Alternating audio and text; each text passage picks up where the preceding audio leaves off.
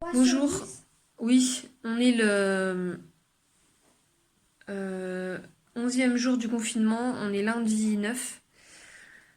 Il est 10h30, j'ai fait mes routines, les tâches hebdomadaires. J'ai fait à manger, donc à midi c'est du soja Avec du riz. au lait de coco avec du riz, petits pois, carottes. Ce soir c'est une tourte au potimarron, donc c'est prêt. J'ai plus qu'à allumer le four. Au goûter ça sera des gaufres, donc c'est ma pâte express, donc je fais la pâte au moment où je prépare les gaufres. Et j'ai fait du pain. Donc à 11h j'allume le Thermomix pour cuire le riz et j'allume le four pour cuire le pain et la tarte de ce soir. La grande a commencé, enfin, travaille avec son père là dans la cuisine. Elle a commencé pendant que je cuisinais. Et donc là, je suis avec les deux autres dans la salle d'activité. Et le petit, il joue. Pour l'instant, c'est pas grave. À tes souhaits.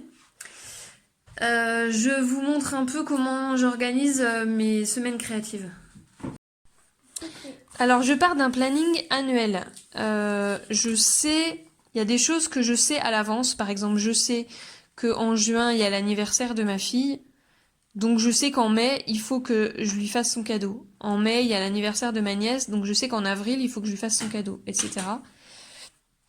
Pour la fin de l'année, je réserve plutôt pour les cadeaux de Noël.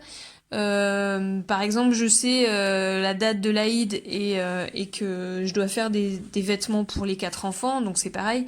Le mois précédent, je prévois de faire ça. Si jamais j'ai du retard, je sais qu'au moins, enfin, je peux pas prendre, je vais pas m'y prendre au dernier moment. Donc ça, c'est la base. Après, il y a je me mets des défis annuels. Donc par exemple, cette année, je faisais les carrés au crochet et l'année dernière, je faisais les carrés au tricot. Donc je sais, enfin cette année, je savais que tous les mois, j'avais un carré à faire. Et puis j'avais un défi dinette, donc je voulais faire un aliment par semaine. Donc je savais que là, je m'étais fait une colonne crochet-tricot, une couture, une dinette et une pour mon entreprise.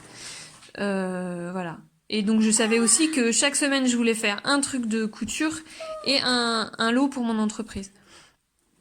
Donc mon planning annuel, donc je le mets au crayon de papier et puis après je repasse ce que je fais ou je reporte le mois d'après. Ensuite, je me fais, alors ça je le fais pas tous les mois, mais je me fais au début du mois, je décide ce que je vais faire dans le mois, donc je prends ce qui était programmé et puis ce que j'ai envie de faire en plus. Donc là c'est pour le mois de novembre. Alors il y a encore des choses qui sont rajoutées puisqu'il y a il y a un autre défi broderie calendrier de l'Avent. Voilà, donc j'ai mes catégories et je compte à peu près combien par semaine je vais pouvoir faire. Et pour ça, je me fais un planning du mois. Voilà, on va pas, je sais pas si on va voir grand chose. Là, bon, en plus il y a le vlog, donc je sais que certains jours je veux parler de certaines choses pour le vlog, mais sinon je fais que création. Voilà, bah, au début de la semaine, enfin le dimanche, je prévois ce que je vais faire dans la semaine. On voit rien du tout. Donc là, je marque ce que je veux faire dans la semaine et je le dispatche dans la semaine. Donc par exemple, j'avais une tunique à faire pour mon fils qui était déjà découpée. Donc là, j'avais juste à la finir de la coudre. Là, je voulais lui faire un t-shirt. Donc ici, j'avais marqué de faire le patron. Ici, de couper le tissu. Et ici, de le coudre. Et ça me permet de me faire que des petites étapes et de savoir exactement ce que je vais faire. Et puis après, je le marque aussi sur mon groupe. Maman. Attends. Je poste, ça je vous l'ai dit la semaine dernière, je marque le numéro de la semaine et les jours et je note tout ce que je vais faire là, je viens cocher. Donc ça c'est pour cette semaine. Et puis la semaine dernière par exemple. Donc là, j'ai coché ce que j'avais fait. Il y en a, voilà, je les ai pas fait. Et puis après, en dessous, je mets voilà, la photo du t-shirt de mon fils, la photo du sandwich, voilà. Alors, je sais que pour certaines personnes, c'est trop rigide. Pour moi, c'est indispensable parce que sinon, je fais rien. Sinon, je sais pas ce que j'ai à faire et j'avance pas.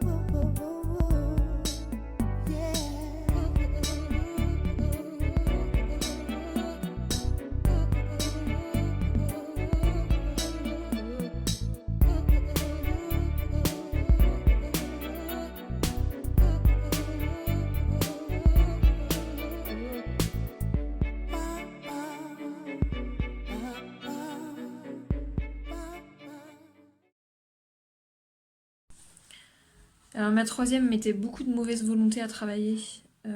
Genre, elle avait des soustractions à faire et 7 moins 5, elle disait je sais pas. Alors, je lui disais compte et elle me disait je sais pas. Donc, au bout d'un moment, ça m'a saoulée. Je l'ai envoyé à son père puisque lui, il avait fini avec la grande.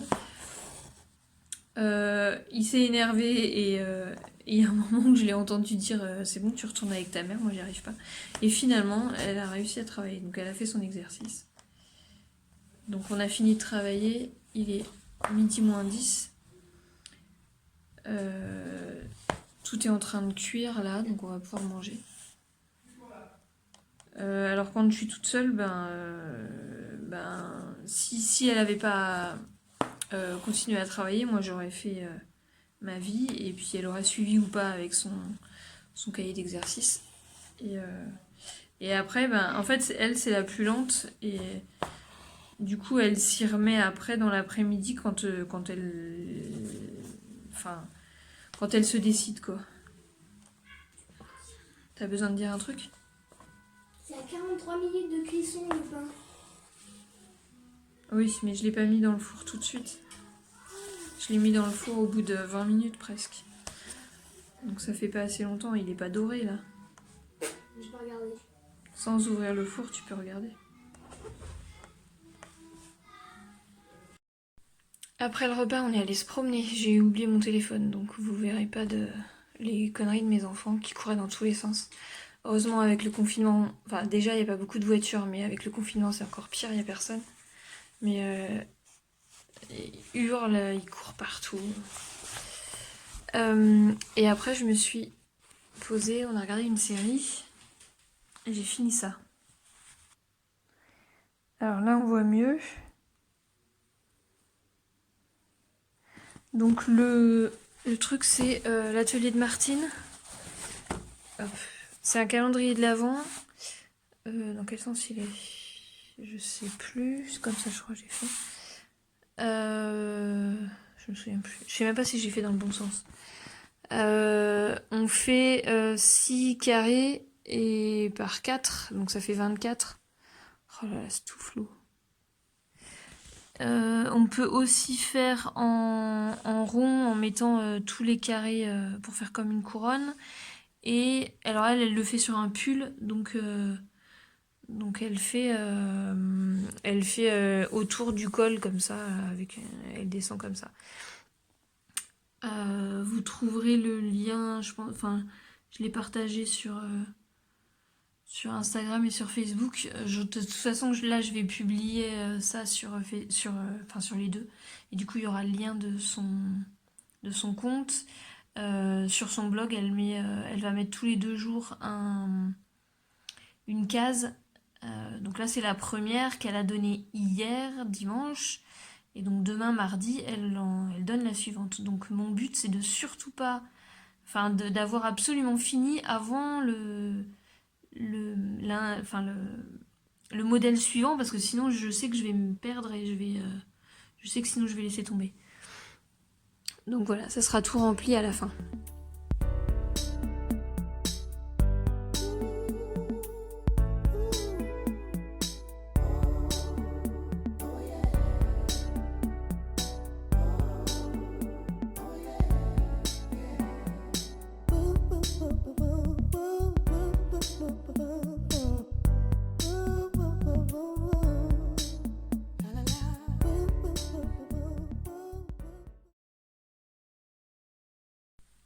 Il est 18h, je vais faire le montage. Je suis en train de faire une banane. J'espère que j'aurai fini ce soir. Il faut que... Ouais, j'aurai fini ce soir. Merci pour tous vos petits mots. Je note vos questions et j'en parlerai. Par exemple, j'ai une question sur la lactofermentation. Donc demain, comme je vais avoir du temps avec un seul enfant à la maison, je vais faire une lactofermentation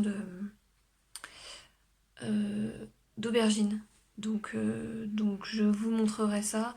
Je note vos questions et dès que j'ai un moment pour y répondre en vidéo, je le fais. À demain.